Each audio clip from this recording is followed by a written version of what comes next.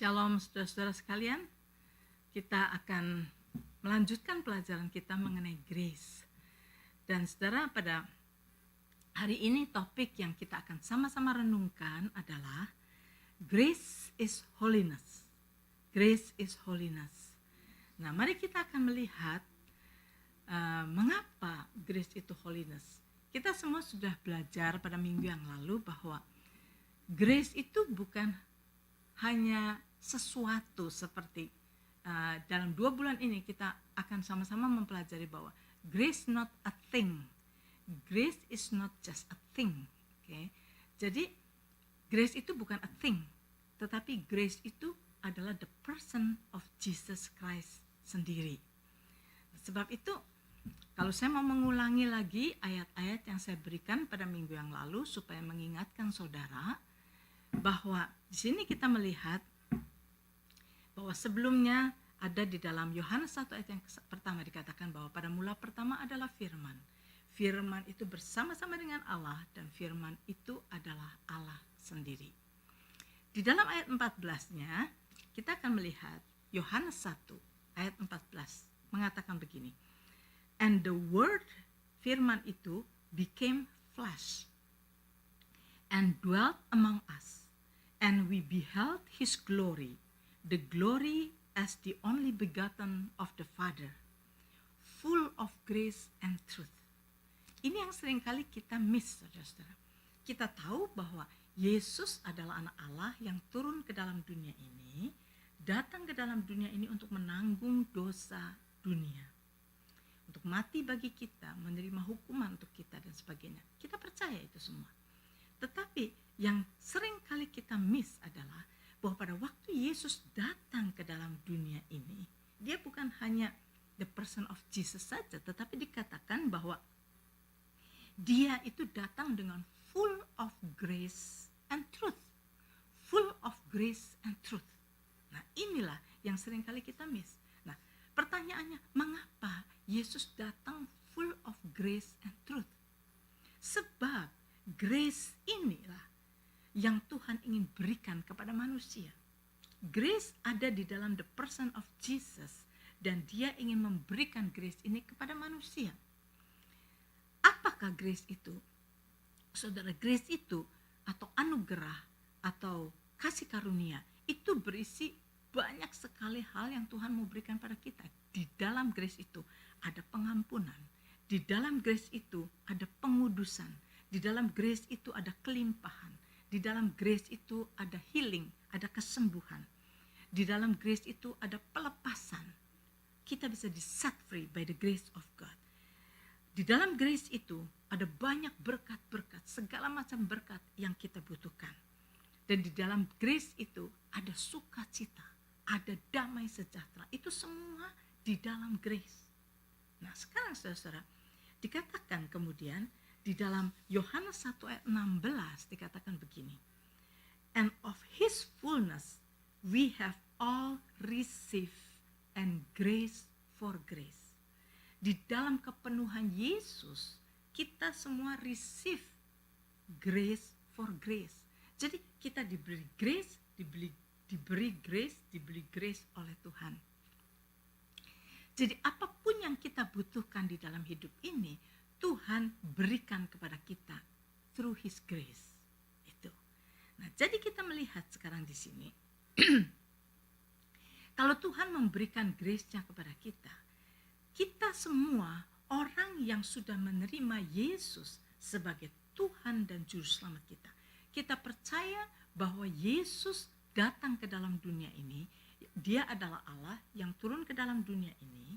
Dia datang untuk menanggung dosa kita semua, dosa isi dunia, agar supaya kita semua diselamatkan. Nah, bagi kita yang sudah menerima Yesus sebagai Tuhan dan Juru Selamat, kita ini menerima pengampunan, kita ini menerima keselamatan, kita semua tahu. Dan the person of Jesus tinggal di dalam kita, dia tinggal di dalam kita. Jadi saudara-saudara, semua orang yang sudah menerima Yesus sebagai Tuhan dan Juru Selamatnya, orang itu telah dikuduskan by the grace of God. Kita menjadi orang-orang kudus. Karena apa? karena Yesus, karena the blood of Jesus yang mencuci segala dosa kita. Kita menjadi kudus bukan karena usaha kita.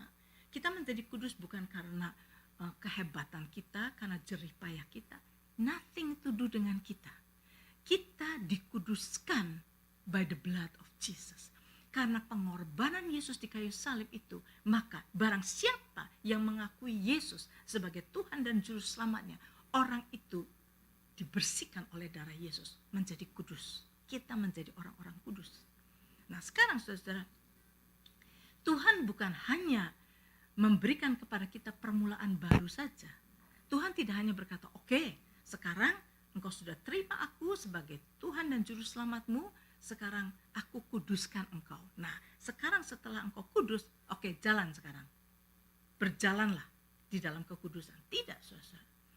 Tuhan yang sudah mencurahkan grace-nya, anugerahnya, yang menguduskan kita itu, maka Tuhan itu juga meninggalkan grace-nya untuk kita. Diberikannya grace atau pertolongan Tuhan kepada kita untuk supaya kita bisa hidup kudus. Dari kekudusan kepada kekudusan kepada kekudusan by the grace of God. Seperti itu. Jadi pertama-tama kita harus mengerti bahwa kita sudah dikuduskan oleh the blood of Jesus, bukan oleh usaha kita. Kita sudah menjadi orang-orang kudus. Nah sekarang saudara, dikatakan di dalam, saya ingatkan kembali minggu yang lalu, Yohanes 1 ayat 17 mengatakan, for the law was given through Moses, but grace and truth came through Jesus Christ. Through Jesus Christ. Jadi law itu, hukum Taurat itu diberikan oleh Musa. Jadi Musa pergi ke Gunung Sinai, membawa 2 loh batu dari Tuhan, dibawa turun dari Gunung Sinai, diberikan kepada orang Israel. Seperti itu. Loh batu diambil, diberikan kepada orang Israel. Tetapi grace datangnya tidak seperti itu. Grace tidak hanya diambil, diberikan kepada kita. Tidak. Grace dikatakan, and truth came through Jesus. Jadi pada waktu Yesus datang full of grace. Dan grace itu diberikannya kepada kita, supaya melalui the grace of God, kita dikuduskan, kita disembuhkan, kita diperbaharui, kita menjadi new creation, and the grace of God itu ditinggalkan kepada kita untuk kita hidup dari grace kepada grace. Sehingga kita bisa hidup kudus dari kekudusan yang Tuhan sudah mulai di dalam hidup kita, kepada kekudusan, kepada kekudusan, kepada kekudusan. Jadi kita sekarang mengerti, saudara, kita adalah orang-orang kudus by the grace of God.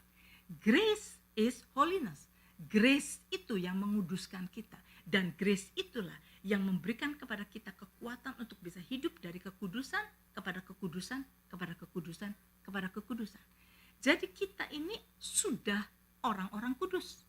Nah kalau saudara mau tahu ayat-ayatnya yang mengatakan bahwa kita ini orang yang sudah dikuduskan, kita ini adalah orang kudus, saya akan berikan ayat-ayatnya satu persatu. Di dalam 1 Korintus pasal yang ke-6 ayat 11b. 1 Korintus pasal 6 ayat yang ke-11b dikatakan, tetapi kamu telah memberi dirimu disucikan. Kamu telah dikuduskan. Kamu telah dibenarkan dalam nama Tuhan Yesus Kristus, dalam roh Allah kita. Jelas sekali. Kamu memberi dirimu disucikan. Kamu telah dikuduskan. Jelas sekali kan? Untuk supaya saudara lebih jelas lagi. 1 Korintus pasal yang ketiga ayat 16 dan 17. 1 Korintus pasal 3 ayat 16 dan 17 dikatakan begini. Do you not know that you are God's temple and that God's Spirit dwells in you? For God's temple is holy and you are that temple. For God's temple is holy and you are God's temple. Jadi kita ini adalah the temple of God. Dan the temple of God ini sudah dikuduskan oleh Tuhan. Kita sudah dikuduskan. Terusannya, Roma 1 ayat 7, saudara nggak perhatikan, setiap kali Rasul Paulus menulis kepada satu gereja, dia selalu berkata bahwa dia berbicara kepada orang-orang kudus. Itu adalah dia berbicara kepada jemaat di dalam gereja itu.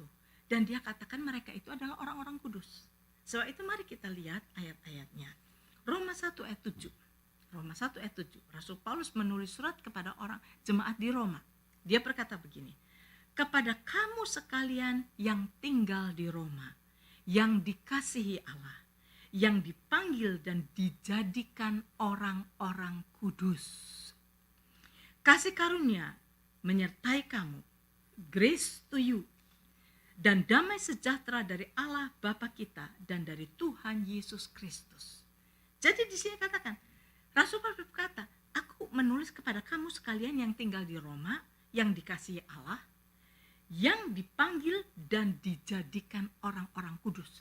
Jadi jemaat Tuhan adalah orang-orang yang sudah dikuduskan.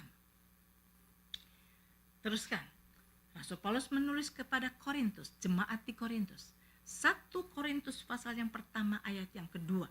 1 Korintus pasal yang pertama ayat yang kedua. Dia tulis begini, kepada jemaat Allah di Korintus, yaitu mereka yang dikuduskan dalam Kristus Yesus dan yang dipanggil menjadi orang-orang kudus, dengan semua orang di segala tempat yang berseru kepada nama Tuhan kita Yesus Kristus, yaitu Tuhan mereka dan Tuhan kita.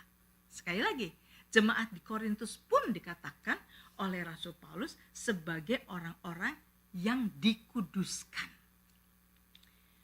dan dipanggil menjadi orang-orang kudus. Oke. Lagi saudara, Kolose 1 ayat 2. Kolose 1 ayat 2. Kepada saudara-saudara yang kudus, sekali lagi, kepada saudara-saudara yang kudus dan yang percaya dalam Kristus di Kolose, kasih karunia dan damai sejahtera dari Allah Bapa kita menyertai kamu. Jadi sekali lagi di sini, Tuhan berkata kepada saudara-saudara yang kudus. Jemaat di Kolose dikatakan saudara-saudara yang kudus. Jadi saudara-saudara, kita harus mengerti bahwa semua orang yang sudah menerima Yesus sebagai Tuhan dan Juru Selamatnya, kita telah dikuduskan. Kita adalah orang-orang kudus. Nah sekarang, kalau kita orang-orang kudus, mengapa Tuhan menyuruh untuk kita hiduplah kudus? Be ye holy, gitu kan? Sebagaimana Bapamu di surga holy. Mengapa Tuhan berkata begitu?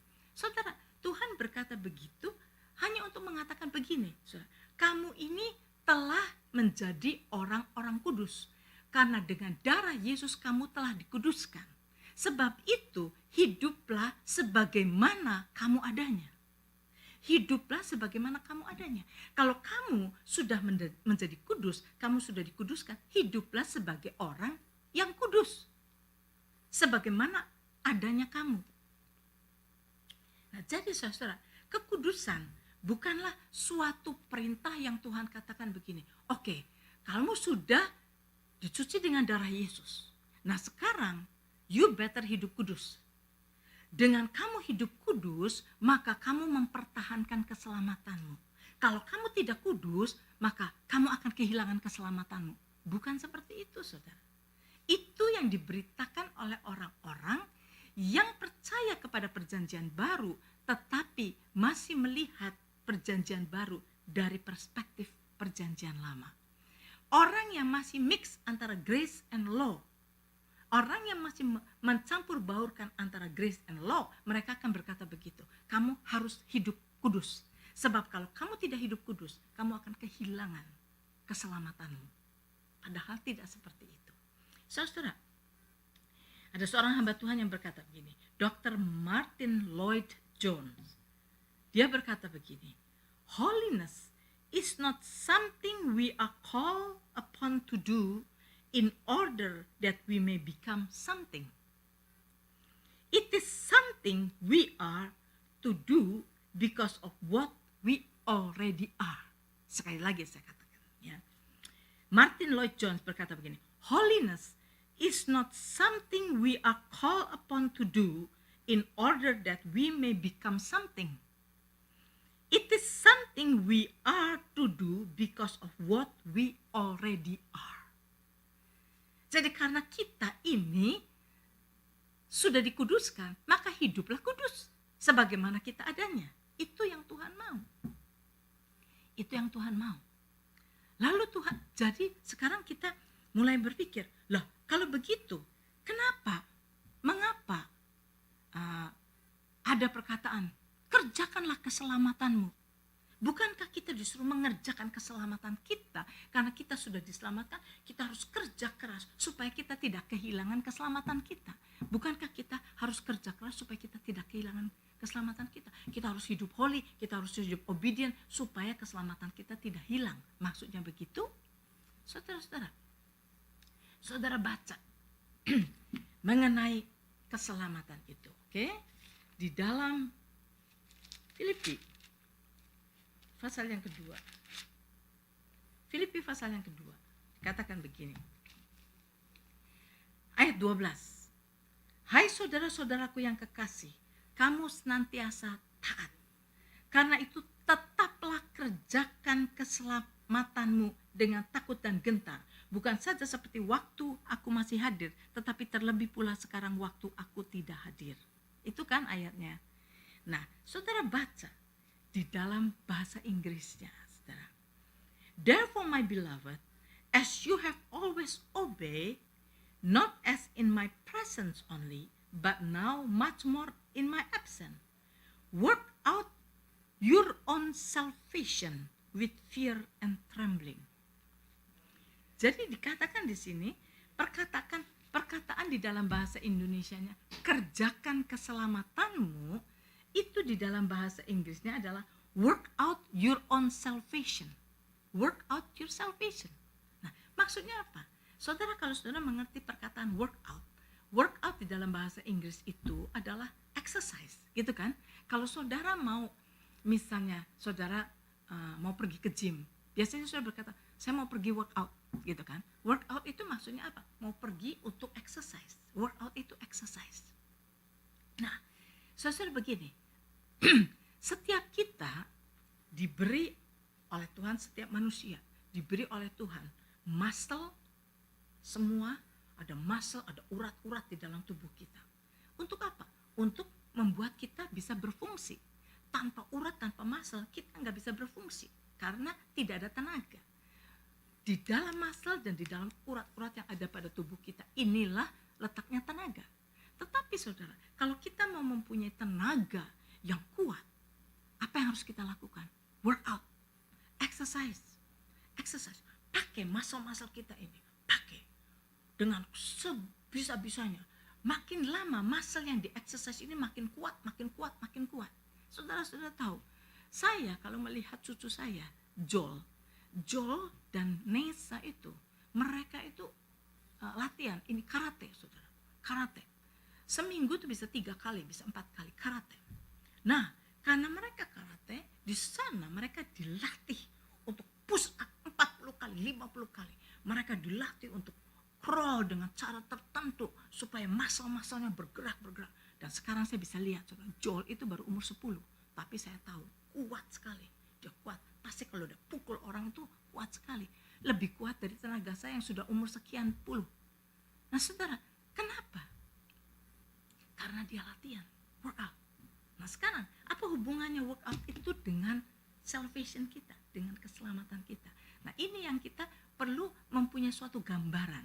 Gambarannya begini, saya selalu pakai gambaran seorang anak yatim piatu, anak gelandangan di pinggir jalan yang tidak punya orang tua, tidak ada orang yang beri makan kepada dia. Anak ini setiap hari cari makanan di pinggir sampah, saudara. Pergi ke tempat sampah, dia ngorekin sampah, dia cari makanan apa saja yang dia temukan, mau pizza yang sudah umurnya 5 hari, dia ini makanan, dia makan. Dia makan pizza yang sudah dibuang orang, dia makan segala apa dari garbage itu. Dia nggak punya pakaian, pakaiannya sudah bau, dia nggak pernah mandi karena nggak punya rumah. Dia adalah anak jalanan, saudara. Nah sekarang saudara, satu hari ada seorang bangsawan yang rumahnya tidak jauh dari garbage itu. Melihat dari jendela, dia melihat itu saya melihat setiap hari anak itu ada di sekitar garbage itu. Kelihatannya dia cari makanan dari garbage. Dan orang bangsawan ini merasa, aduh kasihan, saya mau ambil anak itu menjadi anak saya. Sekarang dia ambil anak itu, dibawa ke rumahnya, dia pergi ke kantor adoption, dia semuanya surat-surat adoption dia tanda tangani, dia katakan anak ini menjadi milik saya sekarang, dia sekarang anak saya. Nah sekarang saudara, anak itu dibawa pulang ke rumah, sudah legal menjadi anaknya. Setelah sampai di rumah, anak itu melongo masuk ke dalam rumah yang seperti istana, bersihnya, bagusnya, indahnya luar biasa. Nah pada waktu anak ini masuk, dia bingung. Nah kemudian bangsawan ini memanggil seorang neni, katakan, oke, ini anak pakaiannya kotor, ini anak kotor, coba dia mandikan dia, kasih pakaian yang bagus, yang bersih. Maka neni ini membawa anak ini ke kamar mandi. Anak ini ditaruh di shower. Waduh, shower yang enak sekali, rasanya nyaman sekali, hangat. Dia bersihkan badannya, disabuni badannya semua. Setelah selesai sudah bersih semuanya, dishampoo. Dan kemudian oleh neni itu dia dibersihkan, dipakai, diberi pakaian yang bersih, yang bagus. Dia melihat dirinya di kaca, dia hampir tidak mengenali dirinya. Saudara, setelah itu oleh neni itu dibawa ke dining room. Kemudian dia duduk di satu meja besar dengan makanan yang penuh. Dan di situ bangsawan itu duduk di sana. Anak ini duduk di situ, dia melongo, bingung. Dia melihat piring yang bagus sekali dari China. Kemudian dia melihat ada silver spoon, fork, knife, semua yang dia belum pernah lihat seumur hidupnya. Nah sekarang waktunya makan. Bangsawan itu berkata, ambil, makan apa yang kamu suka. Dia bingung, even ngambilnya itu bagaimana. Maka neni itu menolong dia. Oke, kamu mau yang mana? Saya mau chicken. Oke, neni itu ambil chicken itu, taruh di piringnya. Apalagi kamu mau mashed potato, diambilkan, taruh di piringnya. Dia melihat, wow, sesuatu yang dia belum pernah alami seumur hidupnya. Nah sekarang, oke kamu makan. Begini caranya pakai fork, garpu. Begini caranya memegang pisau. Nah kamu pakai ini, potong ini. Dan begini caranya garpu itu masukkan ke mulut kamu. Dan seperti ini caranya. Dia belajar. Semua itu sesuatu yang baru di dalam hidupnya. Dia belum pernah mengalami seperti itu. Kemudian setelah malam datang, neni itu membawa dia ke kamarnya. Dia masuk ke sebuah kamar yang luar biasa, indahnya, bersihnya luar biasa. Kemudian dia melihat ada sebuah tempat tidur di situ yang bersih sekali dengan spray yang bersih sekali. Dan dia bilang, wow. Dan pembantu itu, nani itu berkata, oke, nanti ini tempat tidur kamu. Kalau kamu sudah mengantuk, lie down di sini. Ini selimutnya semuanya. Dia bilang, hah? Nah, dia melongo luar biasa. Enggak pernah dia lihat, tidak pernah dia alami. Setelah neni itu pergi, dia mungkin ngantuk. Dia tertidur. Pada waktu tengah malam neni ini datang melihat ke kamar dia. Oh, dia tidur di atas karpet. Dia tidur di atas, tidak tidur di atas tempat tidurnya. Mengapa? Anak ini mungkin takut. Tempat tidur itu terlalu empuk, terlalu bagus, terlalu bersih. Dia tidur di karpet. Maka pembantu ini, neni ini kata, bangunkan dia. Ayo. Kamu tidur di sini. Ini tempat tidurmu. Tidurlah di sini. Dia selimuti anak itu tidur dengan enak sekali. Sekarang saudara, buat anak itu saudara, kalau kita membayangkan mengenai keselamatan, anak ini sudah menerima keselamatan, diselamatkan dari kehidupan yang miskin melarat, diselamatkan dari kehidupan itu, dia dibawa masuk ke dalam sebuah istana, sebuah rumah yang luar biasa indahnya. Itu suatu keselamatan. Keselamatan yang dia terima apa saudara? Bukan hanya diselamatkan dari kematian, bukan hanya diselamatkan dari kemelaratan. Dia diselamatkan dari kelaparan. Dia bisa duduk di sebuah dining table yang penuh dengan makanan. Sekarang ini dia menerima keselamatan. Dia tidak akan kelaparan lagi. Dia bukan hanya menerima keselamatan, dia tidak akan lapar lagi saja, tetapi dia menerima sesuatu yang lebih lagi. Dia diberi sebuah tempat tidur yang bagus dengan selimut yang bagus. Dia diselamatkan dari kehidupan yang kedinginan.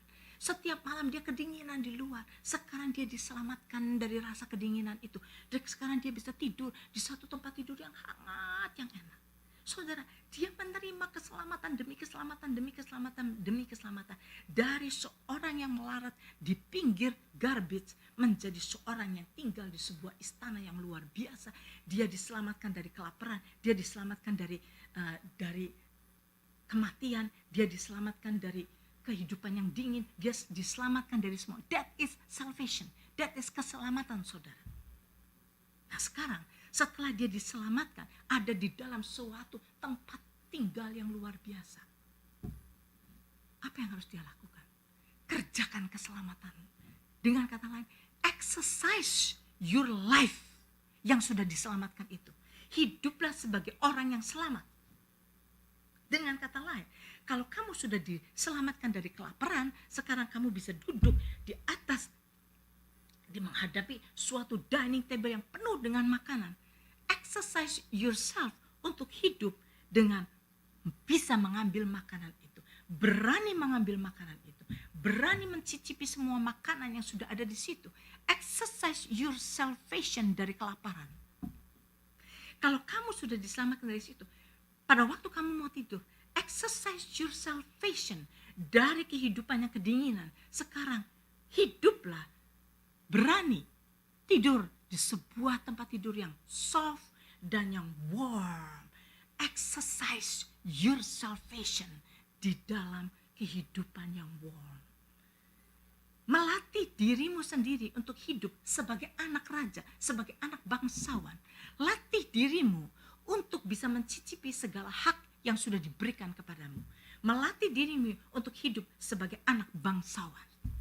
Sehingga kalau kamu bisa hidup sebagai anak bangsawan, kamu tahu bahwa kamu mempunyai orang tua yang kaya raya, kamu mempunyai rumah yang hangat, kamu mempunyai rumah yang indah, kamu diberi segala supply kehidupan kamu. Exercise your life seperti itu. Sehingga pada saat kamu pergi ke rumah temanmu, kamu tidak akan mempermalukan bapamu, bangsawan ini. Kamu tidak akan pergi ke rumah temanmu untuk minta-minta makanan. Kamu tidak akan pergi ke rumah temanmu untuk minta hal-hal yang rumahmu sudah sediakan. Sebab itu Tuhan berkata, work out your salvation. Saudara tahu, yang salvation yang Tuhan sudah berikan kepada kita bukan hanya sekedar pada waktu nanti kita mati masuk surga. Bukan hanya itu. That's one of them. Tetapi bukan hanya itu, saudara. Kamu sudah diselamatkan dari penyakit, sakit penyakit. Tuhan berkata bahwa segala sakit penyakit sudah ditanggung oleh Yesus. Yang berarti kamu tidak perlu menanggung sakit penyakit lagi. Tuhan sudah memberikan itu pada kita. Exercise your salvation di dalam kesehatan. Kamu sudah diberikan oleh Tuhan. I shall supply all of your needs, kata Tuhan, according to my riches in glory. Sebab itu exercise kehidupanmu di dalam kelimpahan yang Tuhan sudah sediakan bagi kita. Exercise your salvation. Sehingga kita tidak akan mempermalukan Bapa kita yang sudah adopt kita. Yang dikatakan, work out your salvation. Work out your salvation. Mengapa dikatakan with fear and trembling? Sebab dikatakan di sini, pada waktu mereka ada di situ, pada waktu Rasul Paulus berkata di situ, Rasul Paulus ada di situ, Rasul Paulus watching them. Sehingga mereka berkata, oke, saya disuruh apa? Saya disuruh apa? Seakan-akan apa yang kita mau lakukan itu dengan trembling. Tetapi saudara, di sini, semakin lama semakin kita tahu bahwa sekarang lifestyle kita berubah. Kita sudah mengetahui salvation yang Tuhan berikan pada kita. Kita sudah exercise hidup kita di dalam salvation yang Tuhan sudah berikan kepada kita. Sebab itu, saudara, dengan pengudusan juga, Tuhan sudah menguduskan kita. Sekarang exercise hidup kita di dalam kekudusan. Dari kekudusan kepada kekudusan kepada kekudusan. Saudara, ini yang dimaksud. Jadi saudara, kalau kita mengatakan bahwa grace is holiness, itu by the grace of God, Tuhan sudah membuat kita holy, sudah membuat kita kudus. Dan by the grace of God yang diberikan pada kita, Tuhan akan memberikan kepada kita ability untuk hidup dari kekudusan kepada kekudusan kepada kekudusan. Demikian juga grace is obedient. Grace is obedient. Tuhan yang sudah menjadikan kita sebagai anak-anaknya. Sebagai anak, kita harus tunduk kepada Bapa kita. Dan the grace of God memberikan kepada kita ability untuk hidup obedient kepada Tuhan. Jadi saudara, seperti obedient, holiness is not yang kita harus kerjakan untuk mendapatkan keselamatan, untuk maintain keselamatan kita, bukan. Tetapi obedient kita dan holiness kita adalah hasil daripada pengudusan Tuhan. Hasil karena kita sudah dikuduskan, karena kita sudah diselamatkan, maka dengan sendirinya by the grace of God yang sudah dicurahkan kepada kita, yang kita bisa hidup dari kasih karunia demi kasih karunia, from grace to grace, itu kita bisa menggunakan grace itu untuk membuat kita able hidup kudus, membuat kita able hidup taat kepada Tuhan. Saudara, kalau kita sudah mengalami kebaikan Tuhan, mengalami kasih Tuhan, maka kehidupan kudus dan kehidupan obedience itu adalah buah daripada apa yang Yesus sudah lakukan. Bukannya kita berusaha untuk berusaha untuk kudus supaya kita diselamatkan, bukan.